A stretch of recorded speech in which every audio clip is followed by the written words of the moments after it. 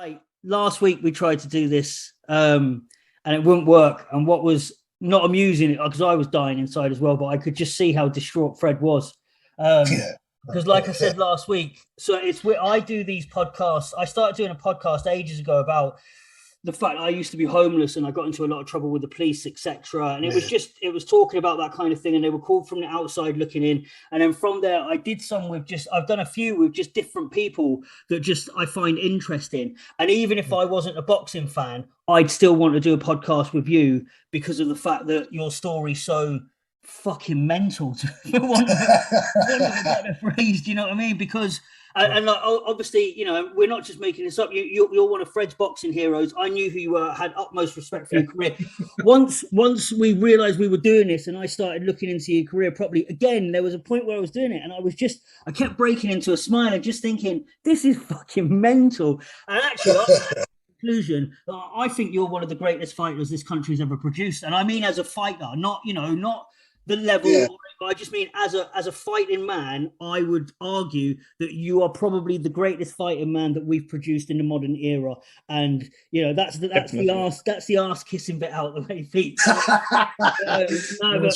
Seriously, thank you for coming on. And like I said last week, we were both fucking distraught because it just didn't go ahead. So no, thank you for bearing with us last week because we made twats of ourselves. Well, I made twats of us really, and we've got you back. So we're just going to jump straight into it, if that's all right. That's right, yeah. Peter Buckley, Pete, you like to be called, but Peter Buckley, 300 fights, one of the world's greatest journeymen. You didn't start off as a journeyman. You had a really good amateur career. And then I just wanted to quickly touch on the amateur career and then the fact you were saying you got into a bit of trouble and then you went into a boxing gym and the rest on we go kind of thing. So if you don't mind. Yeah, like I said, I started boxing when I was 10. Quite a few lads on my road done it. My brother done it. My brother weren't bad. And I was good at it. Like I say, I won my first fight, got best fight of the night. Lost my second fight against a kid who was unbeaten. He had 6 fights. And I was at a show. My opponent didn't turn up and he asked me when I boxed this kid. He was heavier than me. 6 fights, 6 wins. Good kid. Lee Williams, his name was. And boxed for Neutral's Boxing Club. And he beat me on the majority decision, but they'd never give me the return. And then I won my next 19 fights. Right. And my second loss was against Nigel Wenton in the schoolboy semi-final. And after that, I went into the junior IBAs, got to the quarterfinals that year, and I failed the weights, couldn't make the weight. So I was out at the quarterfinals. And, what weight were you fighting at? Oh, God, I can't even remember. You know, I was fucking a couple of bags of sugar. I was only a little kid when I was I can't remember what weight I was. But I just couldn't do the weight in the juniors. And I was like, say, a pound over. It was a killer's try. I couldn't get it off anyway. So after that, then I went into the NABCs, got to the finals, and lost to Mark Tibbs, you know, who used to train Dylan White and that, Jimmy Tibbs' son. And then after that, I was just in that trouble, in that detention centres, youth custody centres, till I was 20 years of age. What age did that start, Pete, if you don't mind me asking? 15. Yeah. Yeah, that was my last amateur fight, 15. And then straight after the next day, actually after the NABC finals, I drove back down to Birmingham and I entered the, I think it was the junior IBAs again that was restarting. And I weighed in down there. I didn't get a fight because no one had fought me in Birmingham at the time. So I got to walk through to the next round, but I never boxed again. You know what I mean? I won the Birmingham's without even boxing because no one had fought me. You know what I mean? And then I was locked up when I was 15 and in and out detention centres and youth custody centres. And then I got 2.5 years when I was 17 for fighting and that.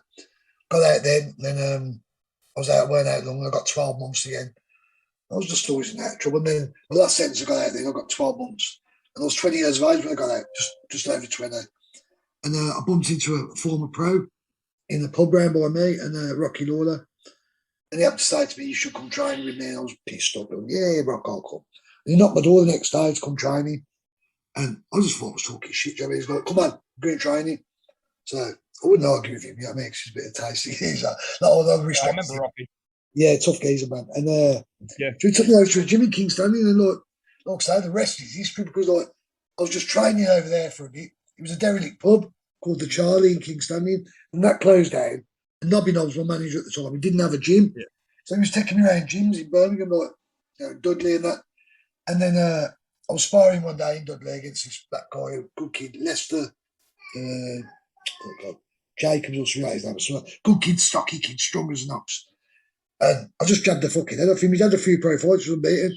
And I wouldn't let him get near me. I was just jabbed it up. Nobody's going to spare. You're ready to fight, you are. So I've done my medical and all that. Next thing, I boxed a kid called Alan Baldwin, my first fight in Staffordshire, a little nightclub over there. And he was about 30 years of age. And I absolutely battered him, do you know what I mean? And they give it a draw. And So your debut? What's that? That was what, your second fight? Not my first fight. They give it a draw. Your debut? Right. Yeah, my debut, yeah, but I won the fight clearly, do you know what I mean? And I was supposed to box him again, but he never boxed again, Nicky Day. Then my second fight, I boxed Ronnie Stevenson. He'd had 60-odd fights. He was a man. Fought a lot of people, Ronnie. 30 years of age, strong. And he was boy against the man, really, do you know what I mean? And he dropped me the second round. Got up, took the count. Done all right, he beat me, but... And then I won my next couple of fights. I was doing okay. I was growing back into the boxing, you see, because I've been out of it a long time. And then I boxed Ronnie 5 times all in all. I drew with him after that, and then I beat him easy the next 3 times. I could see the improvement in myself. You were saying that last week. You were saying that he was a sort of gauge of how you were improving because each time you went back, you were doing better. Yeah, I was. But he was a strong bloke, and he was a lot more experienced than me. Knew all the tricks, how to rough me up and like. But the last time I boxed him, I stood him on his head. You know what I mean? And I was boxing some good, decent kids and that, and I was doing all right. Was he the guy you boxed most often then? I think I boxed him quite a lot. I boxed Miguel Mathews about 4 or 5 times as well. Do you know what I mean? Because in days, I've got your record in front of me. You were fighting Miguel Mathews. You fought him a couple of times on the bounce as well, by the looks of it. Yeah. He was a tough kid, man. Tough. Looks like he taught me what the pros was as well. From the first box team, nobody's gone to me. Right, when you go out there, you can eat up the bollocks, hit your brain, man. I'm thinking, what's all this about? And he done exactly that. He's pulled me. Nobody's keys outside the ring, but in there, he was a fucking little animal. Do you know what I mean? Real nice kid. Once that bell switch, the bell rang, he just changed demeanour, man. He was a rough little bastard, right? But a real good lad. I got over him really well. Real good, because he was a friend like in boxing. And he roughed me up, hit me around the back there. I'm looking at the ref and he's still fucking hitting me and that. The ref weren't saying, because he knew every trick in the book, do you know what I mean? But as I say again, as I boxed him a few times, I started learning them tricks and punch him on the blind side and pull his head down. It was only because when he fucking learned me. But once that bell finished, nicest geezer I could ever meet, do you know what I mean? And me and him actually won. Someone posted it the other week, first time I've ever saw it. Someone sent it to my Facebook. It was me and him won, what was it, a Services to Boxing Award in London. Right. Me and him both won it, a Services to Boxing Award. But you both said last week as well, Fred, you said it, but Pete, you agreed that, Fred, you were saying that you think Pete could have easily become a British champion. You think that he was good enough to be a British champion in that? Yeah, absolutely. And also looking at your early record was a good record in the pro ranks. Do you know what I mean? And you were saying that you weren't a journeyman. Do you know what I mean? When you started out. No, I went to win all the time. Do you know what I mean? Even when I become a journeyman, still sometimes, I went there to win. So when I was going up to Scotland, when I weren't a journeyman, I went up there and I boxed the Scottish champion. I fucking beat the hell of him. Didn't give me the shield. How can this be so? So I was still green. Do you know what I mean? Yeah. And then Nobby said to me, look, it happens, man. You're in the away corner. I was like, fucking, that ain't right though, is it? He was like, that's how it goes. And then, because I was naive, and I didn't know, I was really trying to win every time. But after a bit, when I learned the score, I'd go there and think, fuck this, I'll just have a metal sparring tonight. Yeah. Not get the bar come in. Still going to get paid. If you still going to get paid the same way. Oh, yeah. If you look at the names on your record, mate, so we talk about British level, we talked about this, but like Johnny Armour, Drew Docherty, Duke McKenzie, Hamid, Bradley Stone, John Joe Irwin, Michael Aldous, Barry Jones, Michael Brodie, Ingle, Spencer. It just goes on and on. And when you're in there week after week with this quality of fire, and you're not surviving in there, you're teaching them a lesson. Yeah. Look, say, I boxed Paul Ingle.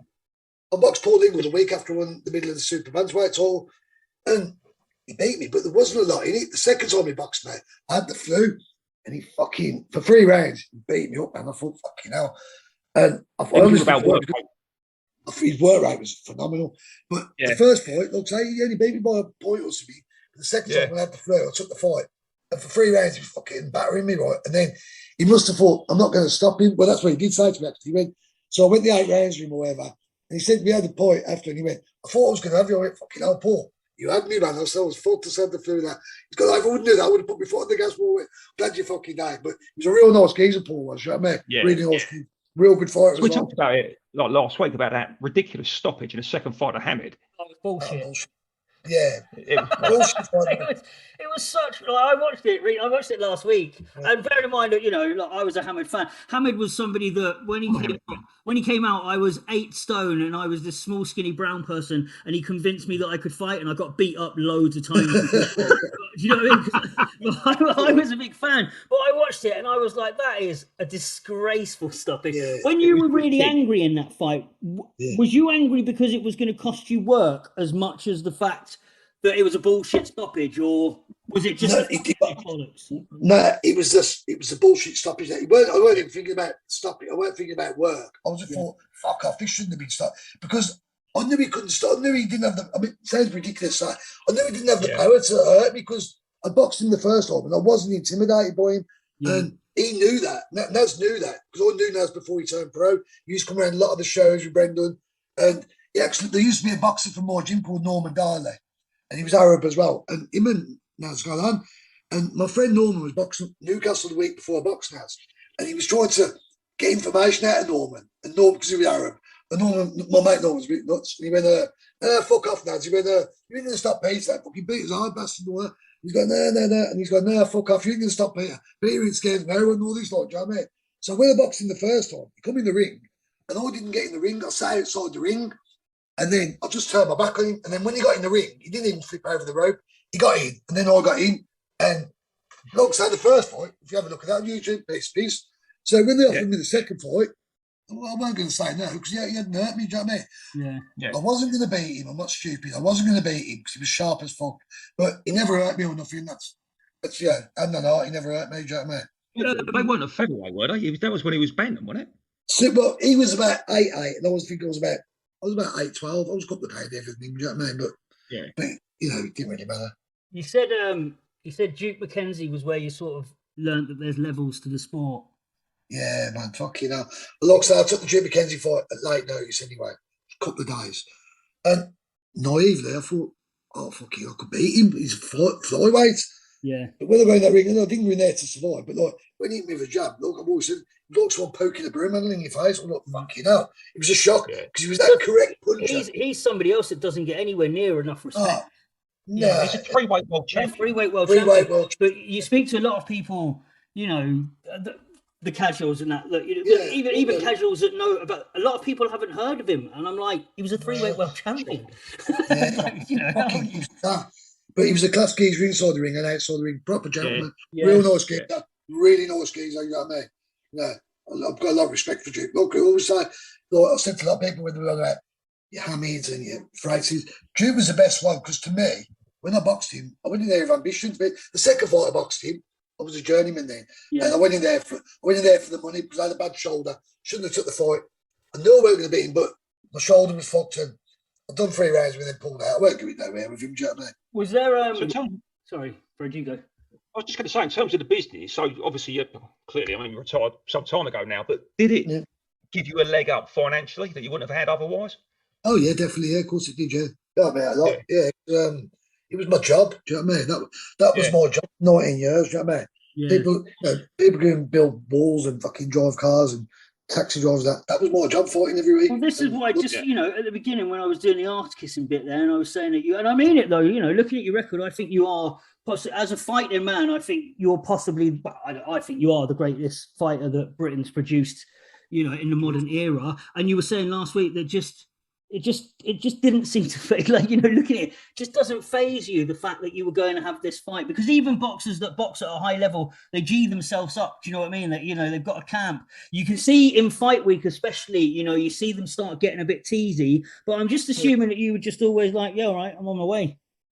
It was, but look, so when I was boxing a big punch out, right, I knew I had to be switched. So sometimes I was boxing, so look, one example, I boxed John Cage, right? I think it was his second fight, first fight. And I boxed him, I thought, kid's having his first fight, nothing. That's like, he was under it because he hit me with a fucking right hand in the first round. And I saw stars. And I thought, well, I weren't switched on. I didn't give him the respect he deserved, right?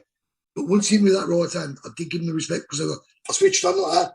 And I've never really done that really again in fights because I thought everyone deserves respect. Like, you know, but sometimes I'd be boxing like your Dean Piffies and that. And I'd be switched on because I thought, if I let this kid fucking walk all over me, you know, it's going to be an hard night. So straight away, you got to let them know that you can dig a bit and you're not going to be intimidated by them, do you know what I mean? So, but you got to be switched on. Let's kind of go through that because we talked about the other week that Acelino Freitas said you had the best defence of two-weight world champion, anyone he fought, because you frustrated the hell out of him. But how about you? So who had the best power of anyone you fought? I'll tell you who was a very good puncher, who I didn't mention before, Paul Lloyd from Liverpool. Yeah. He was fucking sharp. Like, he weren't a one-punch hitter, but it seemed every punch he threw, he was very sharp and precise. Yeah. It's like once, I've been training once, so I boxed him once, and he stopped, not before me out 5 rounds, he cracked my rib. So one day, I've been training, and he was actually training in Birmingham, Paul was. And they said to me after training, well, you could only give Paul Lloyd a couple of rounds. I went, yeah, go on then. But I went fucking down. I'll give him he come out like a fucking raging bull, and he cracked me with a fucking left up to the body, and he bruised my fucking rib. And they give me £80 for 3 rounds. I thought, fuck this, I do this. 80 quid? For 3 rounds, it was just a spar, right? Do you know what I mean? But I thought, fuck this. You know what I mean? I thought, fuck, they do this. So I'd never done sparring and a sparring partner again. Nah. So who had the best defence of anyone you fought? Because obviously normally they're trying to cover you, aren't they? But fucking hell, it's a hard one. I've never really thought about that. Best defence. I'd have to have a think about it. I can't really think. McKenzie sounds hard to hit. The way you McKenzie was hard to hit. Yeah, but he weren't defensive. He was like precise. He was like in and out. He was like Duke was like just so correct technically. He was hard like, to hit because he was just hitting you. Do you know what I mean? It's not that. Yeah. He was like bang, bang, bang, in and out, and he thought about every shot. You can see his brain when I watched the fight. You can see him looking for bang, bang, bang. He's fucking brilliant fighter. Duke was. It was there like what about footwork? Oh, sorry, footwork. Paul Ingle was very good footwork. He was in and out. But Paul Ingle had great feet. I mean, she could move in and out. And like, that was the thing with Paul. You could throw a shot and he'd be gone. Do you know what I mean? He was in and out. Well, I boxed Ricky Ever 3 or 4 times. They actually stopped it once. If you watch that, he stopped me, but on my feet, I was going fucking mad. And I said to the referee, that's fucking bad. But I watched the fight. Richie was a big puncher. But you can watch it on YouTube, and I don't think it should have been stopped. I was on my feet, caught me with some nice shots, never buckled me. But people said to me, how the fuck did you take his shots? I just did, but he could punch like a middleweight, to be honest. Yeah. He was a nice kid, Richie was. He was a bit wild, that, but he could fucking punch. I'll give him that. He's gone now, wasn't he? He went a while back. He passed a while back, didn't he? He did, yeah. No, he was like I say, I boxed him 4 times, and good close fights actually, but then they stopped it once in the 5th round, but I ain't taking nothing. He was a good fighter and a nice kid. Yeah, he was. Was there a point where you consciously became a journeyman, where you thought, all right, this is what I'm going to do, just like what you're saying, as a job, this is what I'm going to do? No, because like some nights I'll be out on the piss and I'll get a phone call next time, will you fight so-and-so? And I think, well, I ain't 100%. But like I say, I always done my running, so I was always fit. But I'd go and fight him, and like, sometimes I think, fuck, I'll just have a move at it. And like, I'd fanny him about, like there's a fight when I boxed Vince Feeney. I took the fight in the day's notice, well, the afternoon notice. I've been out fucking the night before on the piss. And I took the fight, and I'm just fucking him about, and I'm just moving sides. So what I'd do, I'd just stand there, I'd move an inch that way, move an inch, and just like freeze, and they'd be bouncing around left and right and centre, and I'd be standing there, and they'd be thinking, oh, what the fuck's he going to do now? And I'll just walk backwards, we'll have a walk off. And they're like, you have to reset yourself again then, do you know what I mean? That's how they have to do it. So, if you stand there. Do you remember a guy called Emmanuel Byrne? He used to do that. He just sort of wander off halfway through a fight. Yeah. That's what you do. You just have a walk around, yeah. You know what I mean? What it is, my manager used to say to me, especially if I've been on the piss now, don't fight for 3 minutes. You fight for a minute, you fight for 30 seconds, time up, have a little walk around, walk that way. And what it is, they're watching you. Sometimes they'll be bounced on the feet, and they'll just walk away and walk that way. And they're looking at you thinking, what's he going to do now? So that's wasted like 30 seconds. Yeah. And then by the time they're between engage, you time up, walking back to run. There's another fight. So there's a minute of the fight gone straight away. If you know how to keep breaking it. You back? Yeah, I'm back. Yeah, back. We were just saying, we said this last week. there was a point where you must have been looking out at everybody that was everybody in British boxing around about your weight class, thinking, Oh, yeah. I fought him, I fought him, I fought him. Fought them all, man. Do you know what I mean? Fought them all. Just fought them all. Yeah, everyone. Like I say, at half the time, I knew I was going to fight him because what I'd do, like I say, I used to phone my manager up and say to him, there's a fight. Can you hear me there, yeah? Yeah, I can hear you. I'm just getting you Wikipedia. I used to phone him up, like I'd say to him, I'd get boxing news and I'd say to him, oh, if they haven't got no one for sons, I'd say, like, Michael Brody next week. Fucking throw my name in, do you know what I mean? Or give him a ring when the phone. They'd always phone up anyway and say, is Peter available? Do you know what I mean? He was like, from bantamweight to fucking lightweight, do you know what I mean? So, and even bigger, I mean, I boxed Gary Wilcombe, who went on to win the British light middleweight title, do you know what I mean? I boxed him once, yeah. Didn't you say that? In terms of, sorry, Rick. Didn't you say that sometimes you sort of you got lifted up on the scales to make weight and stuff? Like I say, yeah, it's what it is. If they're phoning you, right? 'Cause, yeah, a prime example here. First time I boxed Duke McKenzie, I was supposed to be 8 stone 11, right? And Mickey Duff was fucking shrewd, man, right? Fucking perfect cunt, right? So I've jumped on the scales, I'm 8 stone 11 and a half a pound, right? I could have been fucking 9 stone 11 pound, right? I weren't going to beat Duke McKenzie. Yeah. So Mickey Duff's there and going, Mickey Duff's going, get a half a pound off, right? I'm like, yeah, okay, yeah. Denny Mancini, I really liked Denny. Yeah. When Mickey Duff fucked off, Denny's gone, don't worry about the half a pound, son, right? I've gone, oh, Sam. Because Denny knew. Denny weren't fucking stupid. I could have been, like I could have been 9 stone 11. I weren't going to beat Duke McKenzie. So why drag that extra half a pound off, mate? Mickey Duff was fucking shrewd like that, do you know what I mean? Yeah. Because once I boxed a geezer called Tony Silkston, God bless him, right? And he actually boxed Bradley Stone for the British title. And I boxed Tony Silkston down York. And the match was made at 8 stone 10. I come in bang on 8 stone 10. Tony Stokes come in at 8 stone 10 and a half. So it was our turn to get that half a pound off. Right? Fucking lovely saying that it was, right? And Mickey Duff's like, fucking now, like, going mad at me, going mad at his fighter. Do you know what I mean? So what we done, we got an extra, say, 200 quid off from us with that, do you know what I mean? Yeah. So, and it was a real close fight, real good fight. I'm watching that long on YouTube and I think he only beat me by half a point. And he went on to fight for the British title. Good kid. He actually committed suicide later on in life. He was a real nice kid. But looks like I boxed a few fighters who I boxed James Murray, who drew Doxy. Yeah, I boxed James Murray. Really good kid, you know. He actually dropped me, he did. I boxed him in Scotland and he was a really good fighter. And he actually put me over. Got up, I lost on points for him. But I said, you know, Scott Harrison. Yeah, he did. Twice, yeah. Yeah, just you know what, I'll just jump in because obviously people are going to be watching this that don't seem to understand, because me and Fred were talking about this.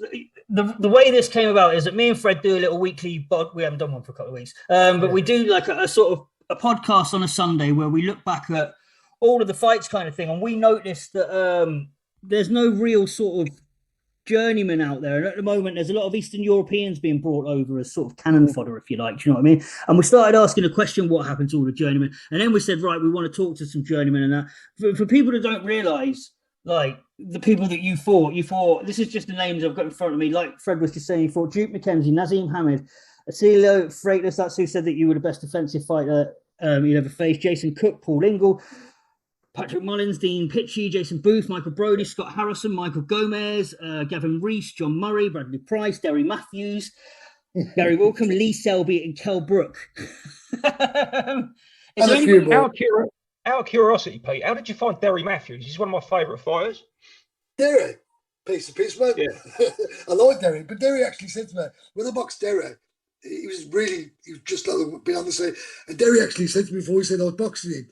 So I was pulling it down, saying, come on now, Derry, don't fuck about now. I've got a wedding to go to in the morning and all this. Like, no, man. He said, I was like thinking, what the fuck's his kid on about here? He said, I was like, come on, Derry, I don't know black eyes. He said, I was thinking, he's fucking nuts, you know what I mean? And I hustled him, if you know what I mean. He beat me, like, but he was a nice, great boxer, but he said, I thought he was fucking mental. He said, you was talking me through the fight. Come on now, Derry, don't throw this shot here. He said, you was like talking me through the fight. He said, I was like, no. Is there anyone that you didn't get to fight that you wish you had? Oh God. No. No, you fought everyone. God, I'm trying to think now. No, not really. I don't think no. You just fought everyone. Yeah, is. So yeah. if I can ask a question, Pete, actually, so I don't really want to get into the financials, but did you have a flat rate for a fight, or was it negotiated? No, everything was negotiated. Yeah. Everything. Who did, Listen, did you do your negotiations? Was there a point where, by the end, I'm assuming you knew what you was worth, and you didn't get fucking? no, I knew what. Yeah, I knew what I was worth. Yeah, and they knew what. Look, a lot of matchmakers and promoters used to look after me because I got them out of shit umpteen times. Yeah. And they used to phone me up and say to me, "Pete, do us this favour, and we'll look after you." And they did. They did look after me. Yeah. Like Ernie Fossey, who was Frank Warren's matchmaker. Yeah. I used to go on with Ernie a lot. A lot of respect. Didn't you also sort of matchmake yourself? You were saying you knew who you match yourself up with and bring the promoters. Yeah. Say. Well, I didn't used to ring the promoters, but I used to say to my manager, Nobby, I'd go to the shows, right, and I'd be boxing, but I'd sit outside and say if I was on 10th or I was on first and we had another fight, I'd watch all the fights. And say there would be fighters on from bantamweight to lightweight, I'd watch them and I'd say to Nobby, if there was one for him in a few weeks, I'll have him and blah, blah, and this and that, and I know how much that fight's worth, and I'd prefer over 8-3s. And so I used to hate doing 6-2s and things like that. I used to love the fight, the better for me, do you know what I mean? So I used to like 8 and 10 rounds. I used to love it. So was Nobby your manager your whole career? Because he's a name that most other casual fans won't know. Yeah, Nobby was, apart from my last 8 fights, because Nobby had packed it. Like I say, I retired from boxing after 292 fights, to be honest. And I went up to Scotland to watch my friend Anthony Hanna fight for the Masters title. And I was on the top table with Tommy Gilmore and that as a guest. Yeah. Having a drink and blah, I had my suit on and all that, and eating the Aggies and that with them. And Tommy happened to turn around and say, "How many fights did you have, Pete?" I said 292. So you should have had 300. And I went, a few drinks later, and I said to Nobby at the end of the night, my friend won. I went, "I'm going to have 8 more fights, you know." And he went, "Why?" So I want to have 300 fights. He was like, "You don't need to, Pete." And I went, "No, I'm going to fuck it, man." But his gym was closing down after that fight. And I phoned up Errol Johnson, who I knew well. And Errol took me in loads of times on fights anyway. And I said, Errol, we'd match up the last 8 fights. But, no problem. And the rest is history, basically. Do you know what I mean? But I was glad my last fight was in Birmingham from my own crowd. I actually had 8 fights in 8 weeks to get that fight in Birmingham. Do you know what I mean? I'm trying to think. The only fight I can think, British fighters have more fights than you. There may be more, but you got Len Wickwar. You heard the name? Oh, Len Wicker, yeah. Fuck it, no. So I can't think of anyone else who's had more than you two. No, I don't. Well, no. I know Len Wicker did, but he had an outstanding record. He did. Do you know what I mean? But it was good fight, British level, yeah, good fight, yeah. But no, I don't think. I mean, according to the fountain of knowledge that's Wikipedia, you have had the second most fights in boxing history. After Reggie Strickland. No, Len Wickwar 400 and something. Yeah, Reggie Strickland, though, right?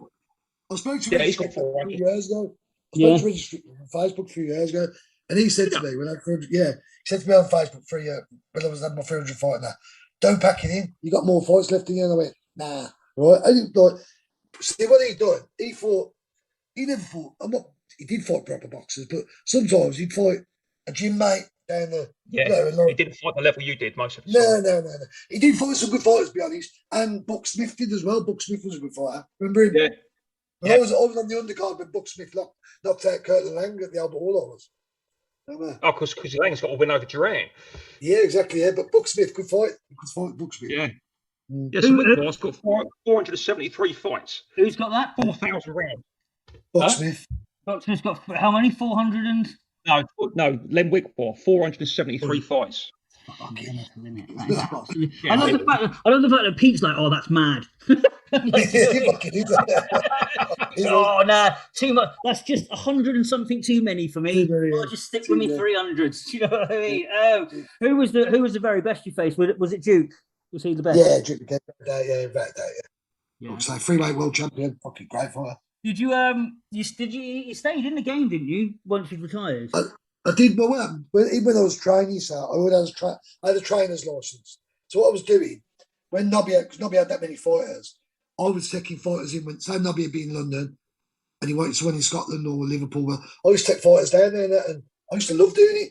And then when I backtracked, I was doing it for a bit for Errol Johnson, and then I opened an amateur club in Birmingham with some bloke who was a bit of a prat, and we fell out, and I stayed back with the pros. I was taking a few fighters in for Errol, like Kevin McCauley, cracking journeyman, Kevin McCauley, Sid Razak, cracking journeyman. You know what I mean? Yeah. And tough lads. Kevin McCauley's just retired, actually. He had 251 fights. Is he just retired? He's just retired, Kevin has. But you know what? That kid could fight, man. I took him in loads of times, and he was a tough kid. And I said to him, I thought you would have had 300, Kev. And I think he would have if it wouldn't have been for COVID. Yeah, I think you know what? He could have. He really could have, because Kev was a good fighter. And what a lot of people don't know about Kevin McCauley, he was actually a very good, he was a black belt in judo, Kevin McCauley was. Yeah. And he represented Britain in the Commonwealth Games years ago, apparently. But he could fight, the kid could fight. And if it wouldn't have been for COVID, I think he would have beat my record. Yeah, cheers for that, Pete. You've relocated. The weather looks the same there as it is here. It's really hot here. But I'm just going to have a fag while I'm talking to you, is that right? Yeah, that's fine. Did you smoke as well all the way through your career? No, I just got there and again. Right. Fred's frozen, but we're just going to carry on without Fred. He will unfreeze at some point, I think. Yeah. Just in a few seconds. Right, I know. Yeah, there you go. You're back, Fred. Don't worry. Where were we up to? We were up to. I see your 300 fights. There he is. He's back. Your 300 fights. Yeah, you stayed in the game. You were saying you had your own gym for a bit. COVID came along and it's sort of taken you out of the game. You're still a massive fan, though. Yeah, big boxing fan. Yeah, I love my boxing. Yeah. Mm. So we started doing this last week, talking about the current. So is there anybody you see out there at the moment? Any of the sort of up and comers that you're keeping an eye on? I like that. What's that Asian kid's called with Shane McGuigan? Two brothers. The lad from Slough.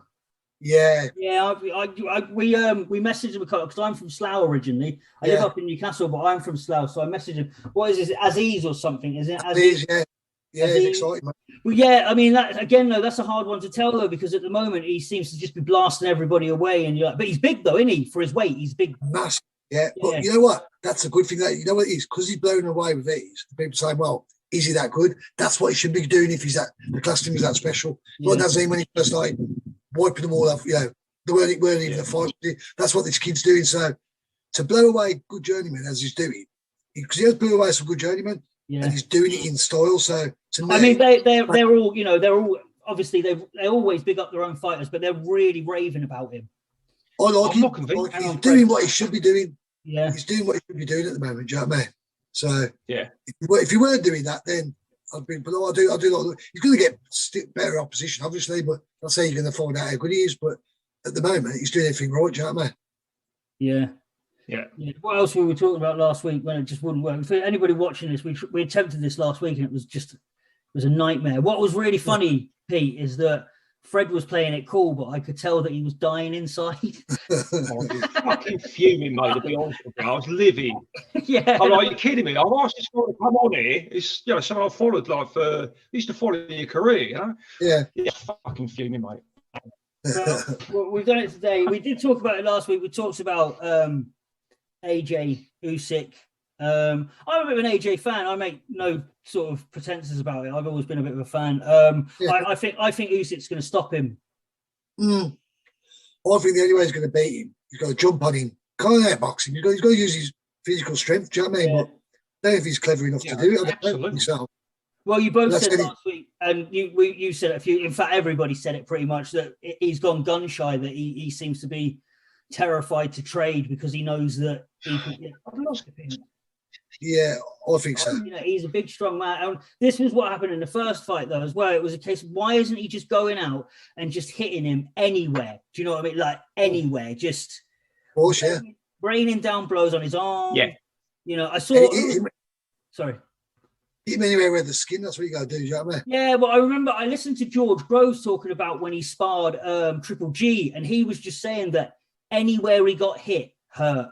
Like I saw that. Yeah, I saw that. If he got hit on his arms, he was like, if he punched me on the arms, it hurt my arm. Yeah, well, he does. You know, when you keep getting punched on the arms, it fucking hurts. You know what I mean? Yeah. It hurts. You keep, look, with more defence, a lot of people used to try and hit me on the arms, but I don't know, I just took it. What about Usyk Fury? I think Fury too. I think Fury had myself. I think it'd be a good fight there, but I think Fury would beat. I think I rate Fury. I've always rated Fury.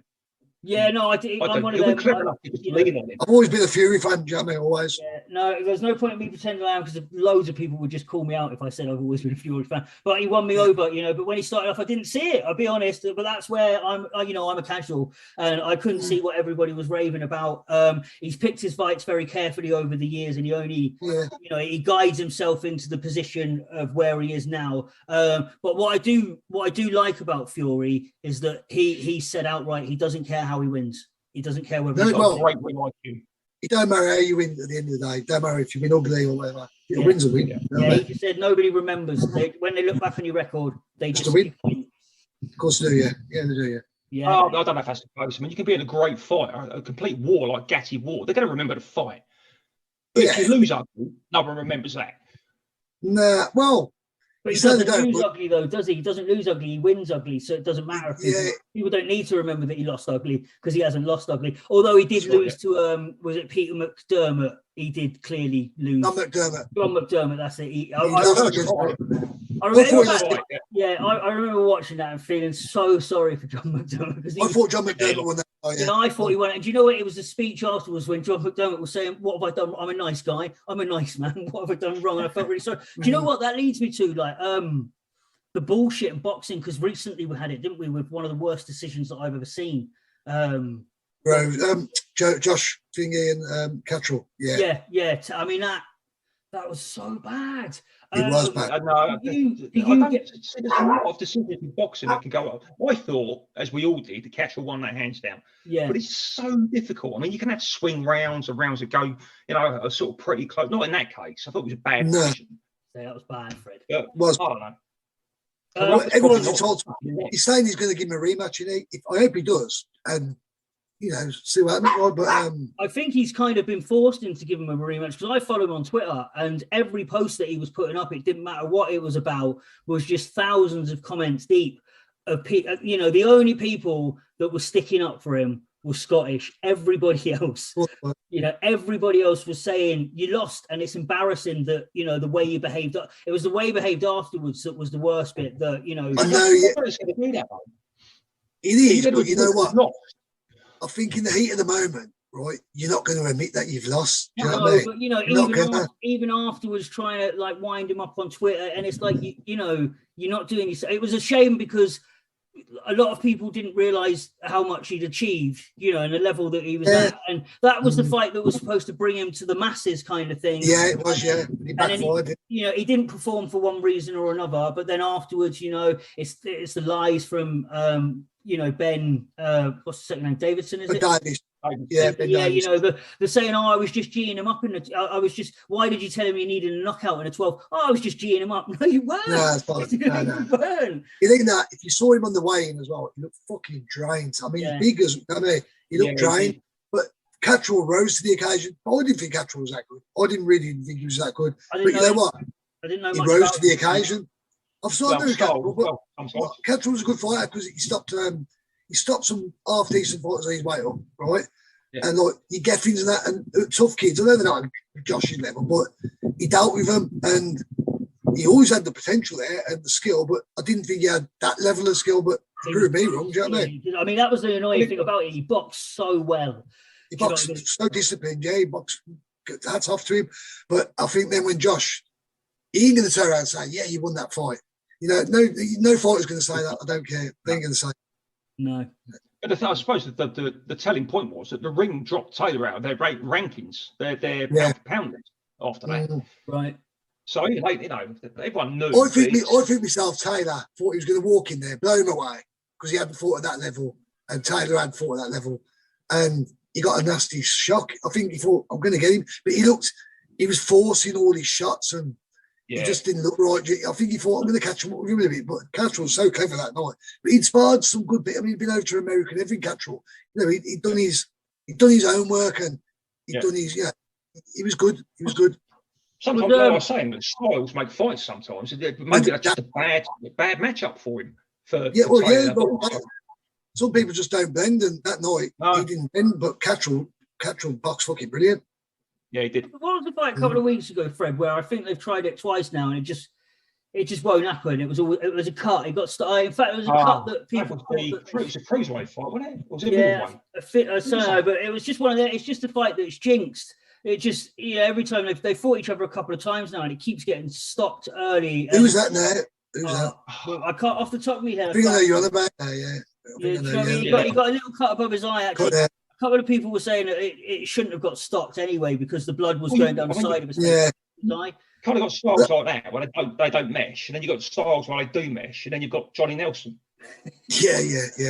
But Johnny Nelson, I mean, he was horrible to watch sometimes, but then when he fought Cole Thompson, he looked fucking great, bro. But he was like, for what he achieved, like Johnny Nelson. He's like that. Lawrence Coley. I hate watching Lawrence Coley. He can be so awful to watch. He's very similar. Yeah, there was a point where he got 3 points took off of him and still won it, and it was just that was against Matty Haskins. That was it was just horrendous to watch. Like horrible fight. Yeah, he's that gangly.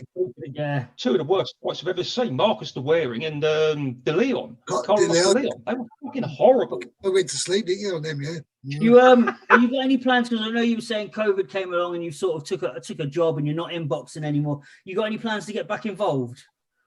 No, not really. No, like I say, I've got 4 grandsons and they take up a lot of my time. Do you know what I mean? And I can't. Like I say, when I was doing it before, I had my oldest grandson, but I was coming back from work, going down the gym Monday to Friday, and it's hard, man. Yeah, I've got 4 grandsons now, and I do a lot of stuff with them. And would you recommend they box? Sorry. The oldest one does taekwondo, and the 2 are 7, nearly 8, the twins. They do go boxing, they do light boxing. You know what I mean? But I don't. I take them on the pads in the garden and that, but they go to the gym where my mate trains them, and I'll go down there now and again, but I don't really get involved. I'll just, he asks me to come down now and again. I do come down, but I'll take a little bit of them on the pads, but that's about it really. I'll come over work and I can't be asked sometimes. You know what I mean? You going back to where you're saying, mate, you turn up at your house and said, "Come on, let's go train," even though you didn't think to. He obviously came around to try and keep. In my mind, he's come around because he wanted to keep you out of trouble. Yeah, definitely. Yeah. Like I say, when I met him in the pub that night, I've just got out the nick, and he just turned around and said to me, "Like, he'd done prison himself, Brock and he knew what street life was about, and he was just keeping an eye on me. Basically, it was the best thing he ever done for me. You know what I mean? I always thank him for that. Do you know what I mean? I haven't saw him for a few years, but like I say, he was in. I mentioned, I told you I had the book out and that, and he's in my book and that called King of the Journeyman. We'll plug the book because I can, I edit this up afterwards. So I'll put the link. Yeah, definitely. I've seen you. I still need to buy it. I'm going to buy it. Yeah, I'm going to buy it. It says that there's a film being made about you. Is that happening or? No. What it was when I first packed it in, about 4 years after I packed it in, one day I had a message off Facebook. I thought it was a fucking wind up. It was a geezer called Mike Flavian from State Street Pictures, and George Tillman Jr. I don't know if you heard him. He's done a good few. He's done the Biggie Smalls film and a few Good Men and things like whatever. Wow. And he actually got in touch with me and said to me, I'm so-and-so, I work for State Street Pictures. We'd be interested in doing a film about that. I thought it was a fucking wind-up idea. I've gone, yeah, all right, mate, yeah, Sam. I was blanked him the next week. He sent me, mate, can we have your number? We want to do a conference call with you. So I'll give him my number. Next thing, they're on the phone. And we was going on for a few months. And then I got script writers involved. They actually wrote the script for it and that. And I read the script, they sent it over to me. I read it. I didn't really like it. It was too Americanized. And I sent it back and they changed it and they sent it me again. And then it was all right. It was 75%, 65% accurate. You know what I mean? Some bullshit in it. And I said this to them. They went, well, what it is, they said, even the film, The Fighter, what's his name? Fucking Mark Wahlberg, yeah, that one, yeah. They said, like, even that fight's only like 60% accurate and had the trimmings on. He was a WBU champion. It wasn't a that's right. Holder. So it went on for a few years. I was trying to get funding for it and that, and there was on about 25 million and all these bollocks that. And look, so it went on for a few years and then it gradually faded out. They just said to me, like, the last time I spoke to him was a few years ago, and they said to me, we're still interested if anything comes up, would you still be? I was like, yeah, but nothing really happened about it. But who would you have to play you? I don't know, man. They was asking me before. I was like, I don't know. Because I said to him, well, where would you be filming it? So he was on about, like, say, went on for a few years. And there was on about, they do some over here, some in America. And, there was talking, some were talking, like, he weren't talking shit. And, like, he just, in the end, they couldn't get the funding for it and that. And, but like I say, I've got a geezer now, that's 18 months, has been filming a documentary about me, and he's put it together, and it's quite good. And he's put it to Sky, he's put it to ESPN, and I spoke to him the other week, and he's just waiting to see what's happening. And if it happens, it's like they've done bits where my grandson's playing me, like running and skipping in the ring and all this, and he looks like me a lot, and he knows how to box a bit, and it's quite good. So if anything comes of it, it'll be okay, Jack. I'll just wait to see. Well, they need and BBC would be a good places to plug that. Netflix. Well, stuff as he actually worked. He's got in touch with Netflix, and he said the only thing about the BBC, the funding ain't very good, the money that, because he actually works for, that's where he actually does documentaries. He's done quite a lot of them. I saw quite a bit of his work, and he works for the BBC as well in a lot of jobs. So just wait and see. One other question before we wrap it up. I just thought about this as well. Were you with your missus for most of this time as well? I've been with her since I was 18, yeah. Was she? Wow. Was it just something she accepted, or was there ever a point where she was like, "Will you please stop fighting?" Getting punched in the head.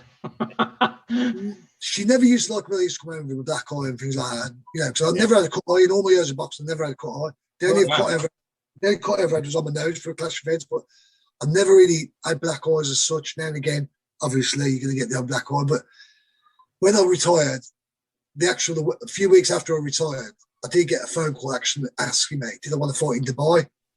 And I was half thinking about it because it was decent money. She was like, nope. She's never ever said it to me before. She said to me, no, you're not fighting. I was like, yeah, but you're not fighting. She's never ever said that to me before. And she said to me, look, that's it now. You packed it in, and what you've had, if you have 301, then you're going to want to have 350. And to be honest, after about 3 weeks after I packed in, I was still sparring there in the gym and things like that. And I felt really fresh again. Like, I had a few weeks off, and I think I could have had another 50 fights quite easily. Yeah. But he said to me, no, that's it now. So I said, all right, Ed, and I drew a line under it. But I was still going down the gym sparring and that. And you miss it? I did enjoy it. I did at first, but I've got to have my sister now, do you know what I mean? But it took a few years to get out my sister, do you know what I mean? I didn't like packing and think, well, that's it done. Like, so I was still sparring quite regular and thinking. So I went down the gym the one day, and there was these guys in the gym and quite big. And the one said, oh, you used to be a boxer. I went, yeah. He said, do you want to spar? And he was probably about 12 stone. And after about 35 seconds, when I hit him with a body shot to the left up to the body, he was on his knees. And his mates all laughed at him. And he was like, fuck, you know. And I was like, yeah. He looked at me like I'm a little skinny white kid. He just backfired at him, do you know what I mean? But, well, that's, you know what, that's part of the reason why, you know, me and Fred sort of get frustrated. It happened with this. I put on Twitter that it was on Twitter. Yeah. I put on Twitter that we was doing this podcast, and somebody straight away, and it always happens in these groups we're in, and people get fucking rinsed when they do it. Somebody mentioned your record and was like, oh, fucking so many losses. And I straight away started arguing with him, saying you obviously haven't got a clue what you're talking about. And he came back with actually I've boxed and watched boxing for 20 years. And I was like, well, you obviously fucking haven't, mate. And then Fred tweeted as well, and he suddenly deleted his tweet and stuff like. But I think people look at that record and they don't understand that you had 300 fights. You were saying yourself, you just said that you never really got hurt. You were only losing. A lot of them were bullshit anyway. You weren't getting a decision. When you did lose, you were only losing by a point, a half a point sometimes. Do you know what I mean? So I'm going to double down with the fact that looking at your record and the names that you fought, and just, you know, the fucking 300 fights, I think you are the greatest fighting man that Britain's produced in the modern era. Can I hold you one second there? My grandson wants to before he goes to bed. Love you. No. Yeah, no,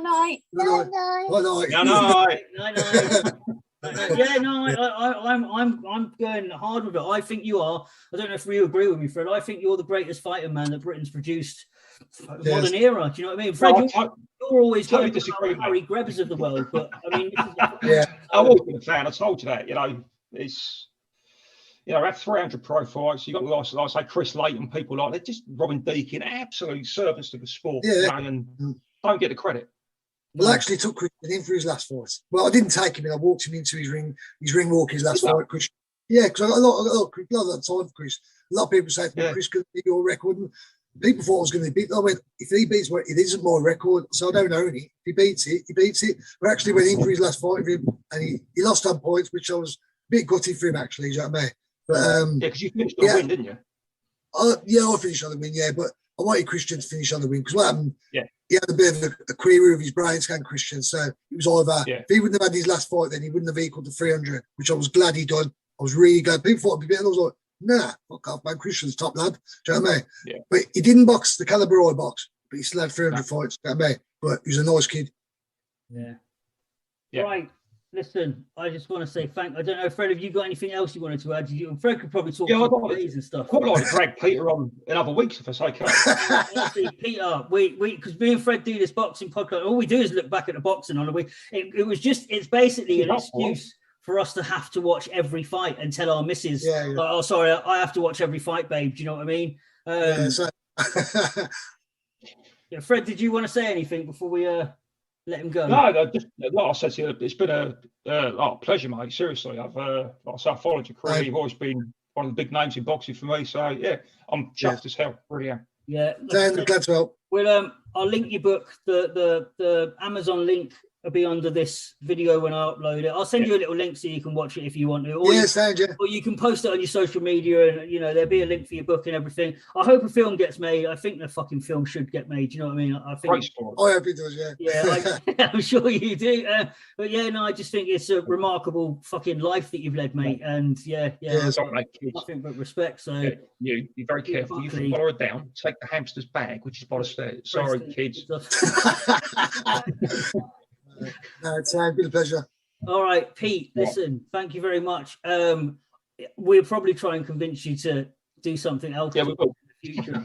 That's all right, man. I'm sad. If you're open, like I said, at some point, it'd be great if we could at some point, if it's all right in the future, we won't hassle you straight away, but I'll give it I'll give it like a month or so, and then I'll probably ask you again if you could jump on. And just maybe do one of our things where we just look back at the weekend's fights and to get your opinion, because what it is we cover the undercards as well. We like to watch all the fights. I do. Yeah, give all of the undercard a little plug and have a chat about them, and to get your knowledge on the up and comers would be fucking fantastic, mate. Yeah, no problem. Yeah, I'd be glad to do that. Yeah. All right, brilliant. Well, you're a star, mate. Thank you very much for this. Cheers. Nice one. Cheers.